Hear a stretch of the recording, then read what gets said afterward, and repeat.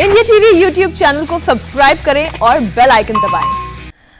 तो अब किसे मौका मिलने वाला है, गुजरात का नया सरदार कौन होगा, इसी पर चर्चा करने के लिए एक पूरा पैनल हमारे साथ मौजूद है। वरिष्ठ पत्रकार हर्षवर्धन त्रिपाठी जी हमारे साथ स्टूडियो में मौजूद हैं। स्वागत है हर्ष जी आपका। हमारे सीनियर एडिटर देवेंद्र पराशर हमारे साथ स्टूडियो में मौजूद हैं, जो लगातार अपडेट हमें करते रहेंगे हो रहे लगातार डेवलपमेंट पर, घटनाक्रम पर, कौन सा चेहरा आगे चल रहा है और क्यों आगे चल रहा है, इस पर हमें जानकारी देंगे। और गांधीनगर से हमारे सहयोगी निर्णय कपूर इस खबर पर डेवलपमेंट के बारे में इनसाइट इंफॉर्मेशन देंगे, क्योंकि इस वक्त वो गांधीनगर में ही मौजूद हैं और ठीक 3 बजे इस बात का ऐलान भी होगा मीटिंग के बाद कि कौन सा नाम अब गुजरात का मुख्यमंत्री कहलाएगा। तो सबसे पहले शुरुआत में आप ही से करती हूं निर्णय, किस नाम की चर्चा इस वक्त सबसे आगे चल रही है?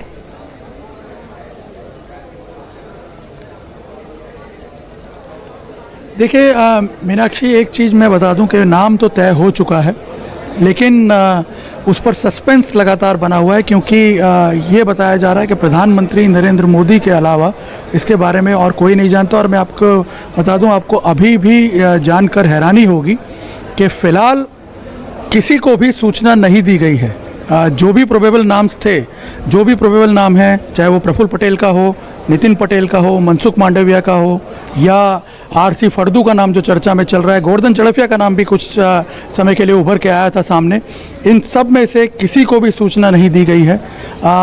इनफैक्ट प्रफुल्ल पटेल से तो मेरी थोड़ी देर पहले ही बात हुई है और वो अभी भी लक्षद्वीप में जो उनका ऑफिस है वहाँ मौजूद है, और लक्षद्वीप से यदि उन्हें अहमदाबाद आना भी है तो कम से कम 4.5-5 घंटे उन्हें लगेंगे। यानी वो खुद ये कह रहे हैं कि उन्हें कोई सूचना मिली नहीं और ना ही उन्हें इस बारे में कोई जानकारी है।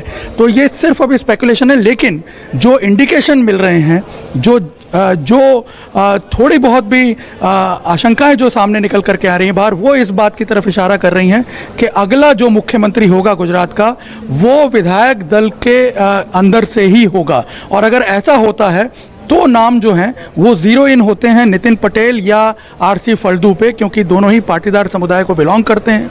नितिन पटेल के पास एक अच्छा प्रशासनिक अनुभव है, पिछली सरकार में भी वो मुख्यमंत्री थे, उनकी एक पकड़ भी है एडमिनिस्ट्रेशन पे। और आरसी फड़दू के बारे में ये बताया जाता है कि वो खुद लेवा पाटीदार समाज से हैं, प्रधानमंत्री मोदी के काफ़ी कॉन्फिडेंट और करीबी रहे हैं, और प्रधानमंत्री मोदी और अमित शाह दोनों ही उनके साथ काफ़ी उनकी नज़दीकियां भी हैं। लेकिन अभी भी इस बारे पे कुछ भी कह पाना मुश्किल है, क्योंकि अंतिम फैसला जो है वो खुद प्रधानमंत्री लेंगे या वो फैसला ले चुके हैं, जैसा कि सारे जो तमाम सीनियर नेता हैं उनसे हमारी बातचीत में ये बात पता चली है। होगा, लेकिन इतना जरूर इंडिकेशन, यानी आप ये इंडिकेशन दे रहे हैं कि नाम तो देखिए पहले से तय हो चुका है, ये मीटिंग करना, ये चर्चा करना, ये बातचीत करना एक औपचारिकता भर है। और आप साथ ही साथ ये भी कह रहे हैं जो भी विधायक दल के अंदर से होगा वही चेहरा मुख्यमंत्री के पद पर जाएगा। इसके बाद जी मीनाक्षी, इसमें मैं एक बात और जोड़ दूं मीनाक्षी, इसमें एक बात मैं और जोड़ना चाहता हूं, वो ये है कि एक जो और इम्पॉर्टेंट बात सामने निकल करके आ रही है, इस बार हो सकता है गुजरात में चुनावों से पहले यूपी के फॉर्मूले पर भी काम किया जा सकता है। इसके भी इंडिकेशन यहाँ पे दिए गए हैं। यानी मुख्यमंत्री के साथ 2 उप मुख्यमंत्री भी होंगे, क्योंकि जातीय समीकरण जो है उनको सही तरह से बैठाना है। इसीलिए ऐसा एक इंडिकेशन मिल रहा है, जिसकी चर्चा हम कल से कर रहे हैं, कि एक आदिवासी समुदाय से हो सकता है उप मुख्यमंत्री और एक ओबीसी समुदाय से हो सकता है। कुछ प्रोबेबल नामों की भी उसमें जो चर्चा बाहर हुई है। गणपत वसावा का नाम जो है, आदिवासी नेता है, सरकार में मंत्री थे अभी, उनका नाम भी सामने आ रहा है। और वो अभी कुछ देर पहले ही जो सीनियर टॉप लीडरशिप जो यहाँ पे है वो है नितिन पटेल का। तो इससे पहले कि मैं देवेंद्र पराशर से और हर्षवर्धन त्रिपाठी से इस बारे में और थोड़ी जानकारी लूं, उससे पहले मैं जरा बताती हूं कि सीएम की रेस में नितिन पटेल, जिनका नाम इस वक्त सबसे आगे चल रहा है, उनकी प्रोफाइल क्या है, उनके बारे में पूरी जानकारी हम इस ग्राफिक्स के जरिए आपके सामने रखते हैं। तो नितिन पटेल 2016 से गुजरात के डेप्यूटी सीएम के पद पर काबिज हैं। पटेल नेता हैं और अपने समुदाय में, अपनी जाति में अच्छी पकड़ भी रखते हैं। मेहसाणा से 2012 में और 2017 में विधायक रहे हैं और गुजरात नवनिर्माण आंदोलन में एक बड़ी भूमिका इन्होंने निभाई है। हिंदुत्व विचारधारा के प्रति इनका लगाव भी, और हाल ही में उनका एक ऐसा बयान आया था जिसके बाद नितिन पटेल और ज्यादा चर्चा में आ गए थे अपनी हिंदूवादी आइडियोलॉजी के लिए। सीएम की रेस में आरसी फल्दू का नाम, अभी जैसा कि निर्णय ने हमारे सहयोगी ने जानकारी दी कि इनका नाम भी आगे चल रहा है। जामनगर साउथ से विधायक हैं फल्दू और 2017 से गुजरात के कृषि पशुपालन मंत्री की जिम्मेदारी ये संभाल रही हैं। लेउआ पटेल समुदाय के बड़े नेता के तौर पर जाने जाते हैं। फल्दू 2 बार गुजरात बीजेपी के अध्यक्ष रह चुके हैं। 2012 में बीजेपी अध्यक्ष रहते हुए ये चुनाव हारे जरूर थे, लेकिन इस वक्त रेस में इनका नाम भी आगे चल रहा है। तो जो 2 नाम लिए गए हैं, देवेंद्र, इन दोनों नामों के साथ में पहले आपके पास आती हूं, क्या इस बार कोई सरप्राइज प्रधानमंत्री नरेंद्र मोदी देने वाले हैं? कोई ऐसा नाम आउट ऑफ द बॉक्स निकल कर आएगा, या फिर निर्णय जो कह रहे हैं कि विधायक दल के भीतर से ही 2 नाम जो अभी दिखाई दे रहे हैं उन्हीं में से कोई एक नाम होगा? और इस बात की बहुत ज्यादा संभावना दिख रही है कि जो विधायक हैं उनमें से ही कोई एक सीएम होगा। और नामों के आधार पर अगर बात कर लें तो जैसा निर्णय बता रहे थे कि प्रफुल्ल पटेल, वाकई प्रफुल्ल पटेल नहीं आ रहे हैं। मनसुख मांडविया जो कि केंद्रीय मंत्री, उनके नाम की बहुत ज्यादा चर्चा है, वो भी नहीं बन रहे हैं।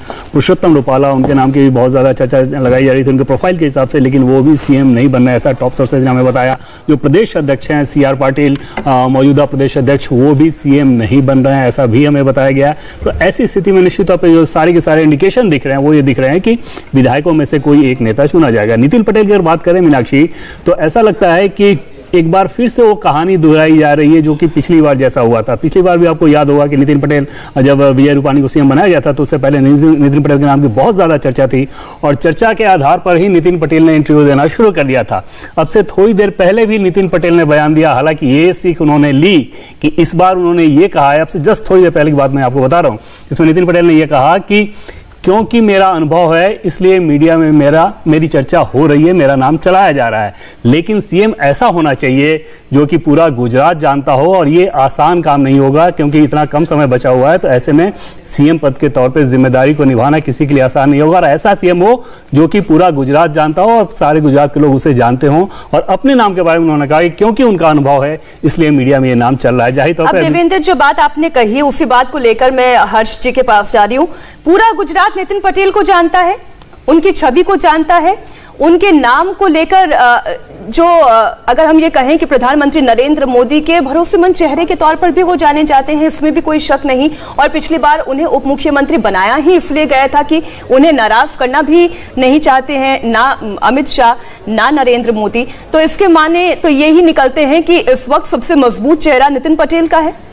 देखिए मीनाक्षी, सबसे स्वाभाविक दावेदारी जैसा होता है अगर कोई उप मुख्यमंत्री है और वो भी ऐसा उप मुख्यमंत्री जो पिछली बार ध्यान में है हम सबके कि बनते बनते रह गए, तो लेकिन भारतीय जनता पार्टी पूरी तरह से कार्यकर्ताओं की पार्टी है और ये तो हम सब जानते हैं। जिस तरह से कल विजय रूपाणी ने प्रेस कॉन्फ्रेंस की तो कोई नेता आज असंतोष व्यक्त करेगा ये तो संभव नहीं है। नरेंद्र मोदी के रहते गुजरात में कोई नेता विद्रोही बागी होगा ये भी संभव नहीं। इसका मतलब क्या हुआ? इसका मतलब ये है कि सब अपने आप को एक तरह से पेश कर रहे हैं। वो ये कह रहे हैं कि देखिए मोदी जी हम सबसे योग्य दावेदार हैं। और ये निर्णय ने बहुत अच्छी बात कही है। मुझे लगता है कि ये जो सबसे, इसको थोड़ा सा और मैं आगे ले जाता हूं। दरअसल पिछली बार जब मुख्यमंत्री का चयन हुआ था आनंदीबेन पटेल को हटाने के बाद, तो उसकी पूरी कमान अमित शाह ने संभाल रखी थी।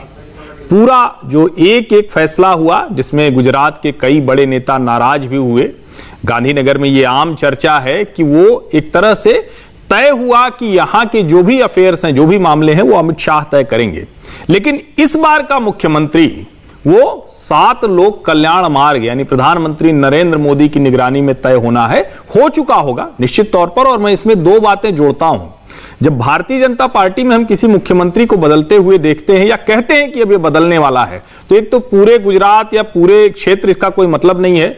पुष्कर सिंह धामी अभी बने, योगी आदित्यनाथ, उनसे बड़ा उदाहरण कौन होगा? गोरखपुर के सांसद थे, 5 बार के सांसद थे और आज देश में बहुत प्रतिष्ठित, बहुत ज्यादा, जिसको कहते हैं कि हर कोई चाहता है कि वो आए, चुनाव में उनकी रैली सबसे ज्यादा मांगी जाती है। लेकिन वो क्या पूरे प्रदेश के नेता थे?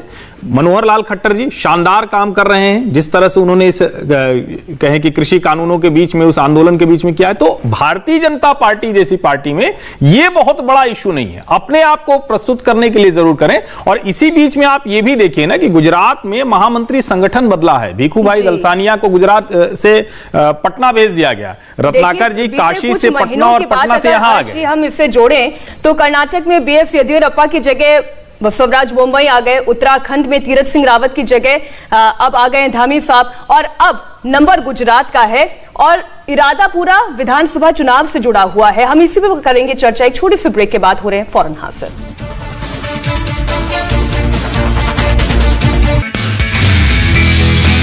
नमस्ते, मैं हूं मीनाक्षी जोशी। वीडियो और खबरों से अपडेट रहने के लिए India TV YouTube channel subscribe करें, बेल आइकन दबाना ना भूलें। जुड़े रहें इंडिया टीवी के साथ।